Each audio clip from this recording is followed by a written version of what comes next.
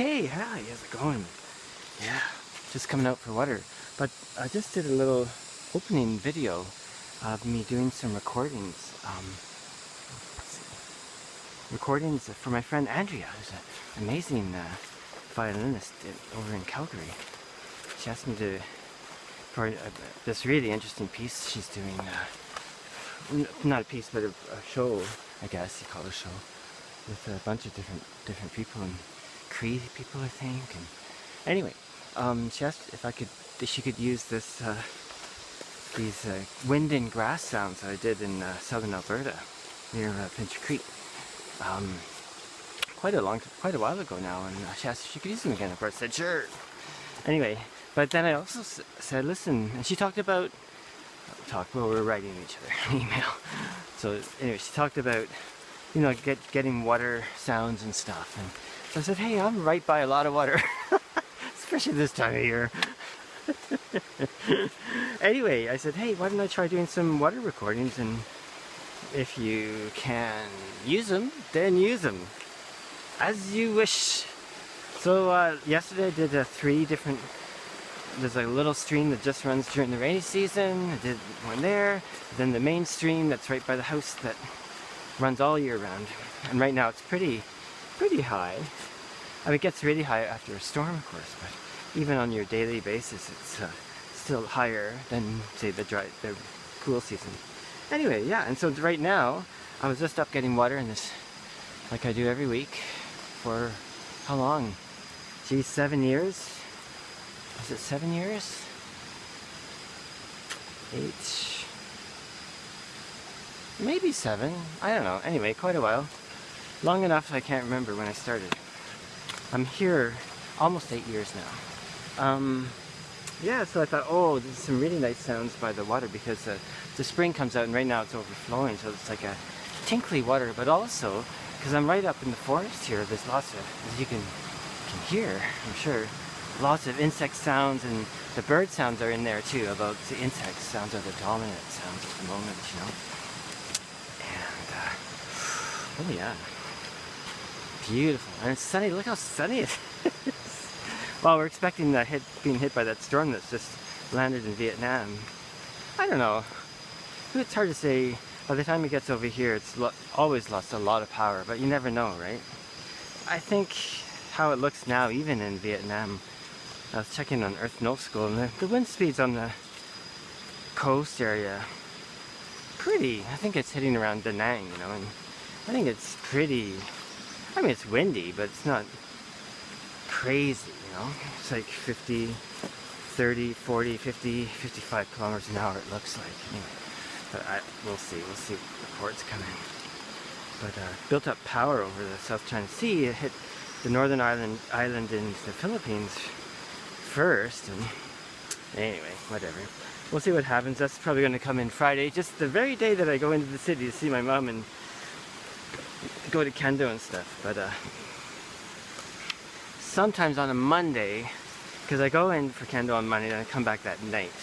Sometimes if the weather is crazy, I won't go in, just because it's, you know, I'm coming back and it's dark and it's rush hour. The Chiang Mai version of rush hour. But you know, anyway. Yeah, so anyway.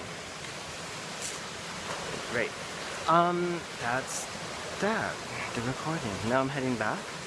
I'm gonna go to the Talat Nat, which is the weekly Wednesday market down the mountain in Ban Waikau, and it's you know, like 8 kilometers downhill from me. And interesting village, Waikau. It's a lot of Christians there. A lot of people are Christian there. There's a Buddhist temple and a Christian church too. And, yeah, I don't know too much about the overall history, but so I just have to be a little careful where I'm walking at this moment. Yeah. Jeez, I haven't done a proper water walk in a while, I think. Anyway, so what's going on in the world, eh? Well, Toronto, Canada. Some Torontonians think they are Canada. Turns out they're not. Exactly. Anyway, because that's common with a lot of big cities and countries, right? They think they're what the country is. Anyway, yeah, so Canada as of October 1st, no mandates, no quarantines, no stupid can app or vaccine proof or whatever, right? Actually, Thailand's doing that October 1st as well, but the truth of the matter, it's been a couple months over here where if you didn't get the big jab, that you could just come in just to show a test, you're free and clear, you know? But now Canada is doing that, and it's kind of interesting, you know? Because Canada is the nutcase country of the world. Maybe along with New Zealand, I think, but anyway. But a few people have commented that they're concerned. I mean, because who wouldn't be paranoid, right? You know, they weren't letting you travel across the country for quite a long time. And there's no way you could get in, and, I mean, or out of the country, right? You couldn't get out of the country unless you had that, you know? Anyway, so some people have expressed concern on the usual forums online. We'll see what really happens, but you know, that they're concerned that this sort of easing up right now is a prelude to having more draconian lockdowns and stuff as the fall and winter come on, also known as the flu season. And you know, that same bunch are predicting a really bad flu season because of VADES, as they call it, like immune damaged people. I won't say who they are or who they may be, more like, you know. Anyway, so but we'll have to wait and see about that. My plan is to stay where I am. Oh, Jesus. Problem is, if you slide back in the dirt and your feet shoot out from under you, pew! It's really slippery in the dirt. Also, it's good to, if you have to put your hands to brace yourself, it's good to have a look where your hands are going in this part of the world, right? I always say that to people when we go take them up hiking, you know. I'm not a guide really, I just sort of take friends up when they want to go. And I always say, never ever, like here, put your hands out without looking at what's there. Because even the tiny little snakes that are venomous can hit you hard, right? Anyway, just the reality of the place. It's not a worry really, it's just something you get. It's kind of like when you cross the street, you look both ways. Do you know what I mean? You just don't run out in the traffic. And then it becomes just normal, and it's not even a worry. But I would say when people come here from elsewhere, especially if they're not accustomed to being out in the woods or out in nature a lot, it's good to point those things out, even if they already know. I believe that's a good thing to do, and that's what I do. Also these days, Sue Chang, I always say, any medical conditions I need to know about? Anyway, anyway. My friend Sue Chang is on my mind fully today and tomorrow. Right, so anyway, there's that, eh? And what else is going on? Oh yeah, lots of things are shifting in terms of the narrative, as they call it. A lot of doctors coming out that were in heavy support of the now saying stop it all right now. It needs to be stopped. Kind of what Tess Laurie's been saying for, I don't know, a year and a half or longer. And others. The great Tess Laurie. She has a... Oh wow, the sound of that water going in there had a... Can you hear that? Maybe you can't hear it off the phone, but there's some melodic, almost pitches going on.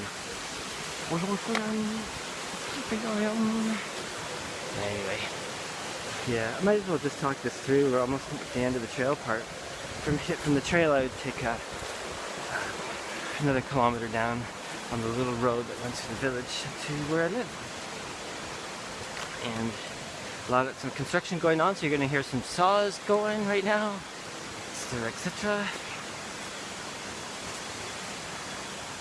Yeah. Okay, so what else? What else? What else? I don't know what else.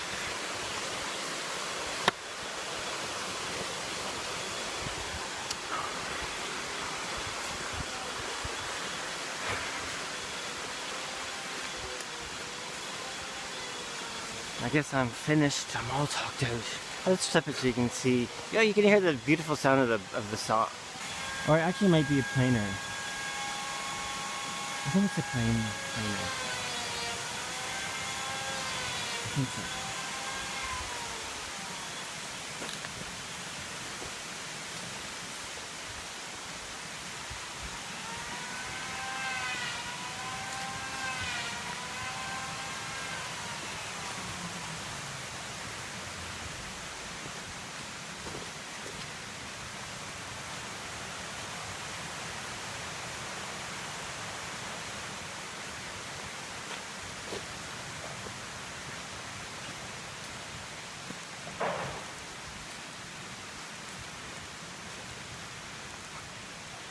Okay, so that's it for today. So listen, hope you're all doing well. Don't know what to say. Oh, I'm still doing my fundraiser for my grading session in Bangkok, and which I think is happening in probably December or late November, I would think, but they haven't set a date yet. Anyway, it's gone really well, and thank you so much to those that helped me out. I still have another week and a half to go, and yeah, and I'll do the usual emails and I guess put them on Facebook too. And at this stage, I've got enough to do the grading and the tournament.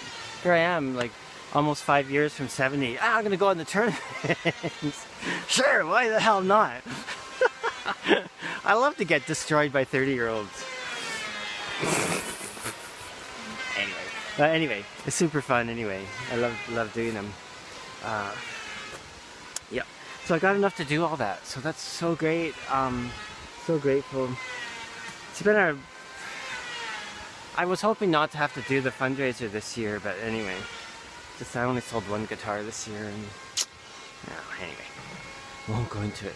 But yeah, so I think if anyone wants to do a contribution, what I'll do is I'll set up a little kitty for kendo stuff. You know, when the hot season comes on, I'm probably gonna have to get a new cool weather jacket top, you know, because you know in April we practice at like 42 degrees.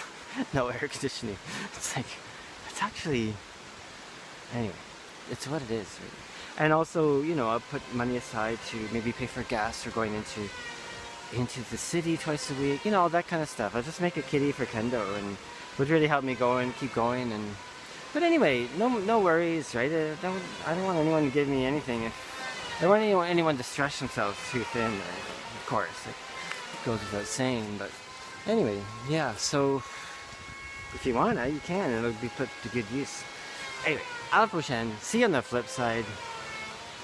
I always think getting out in nature is a great idea for lots of reasons, health included. So anyway, see you on the next water walk, whenever that may be. Ciao.